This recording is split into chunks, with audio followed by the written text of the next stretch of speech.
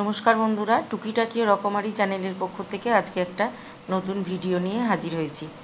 তৈরি করছি মিষ্টি। কিছুটা পরিমাণ ছানা ও গুঁড়ো চিনি নিয়ে নিয়েছি, 1 চামচ কাস্টার্ড পাউডার নিয়ে নিলাম, আর 1 চামচ কর্নস্টার্চ বা কর্নফ্লাওয়ার সেটা নিয়ে নিলাম।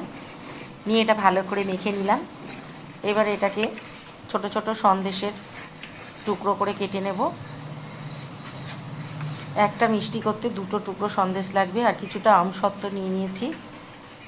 এরকম একটা ছোট পিসের মাঝখানে একটা আমসত্ত্বের টুকরো দিয়ে দেবো। দিয়ে তার উপর থেকে আর একটা সন্দেশের টুকরো দিয়ে দেবো। দিয়ে এটাকে ভালো করে পেস্ট করে দেবো। দিয়ে একটা কলা পাতা ভাপিয়ে নিয়েছি। এই কলা পাতায় মুড়ে এটা আমি ভাপা সন্দেশ তৈরি করব। ছানা ও আমসত্ত্ব দিয়ে কলা পাতার মধ্যে ভাপা সন্দেশ। আমি একটা পিঠে করার পাত্র নিয়ে নিয়েছি, ওর মধ্যে দিয়ে দিলাম। এবার কিছুক্ষণ রেখে ঢাকা দিয়ে তারপর এগুলোকে তুলে নিয়েছি।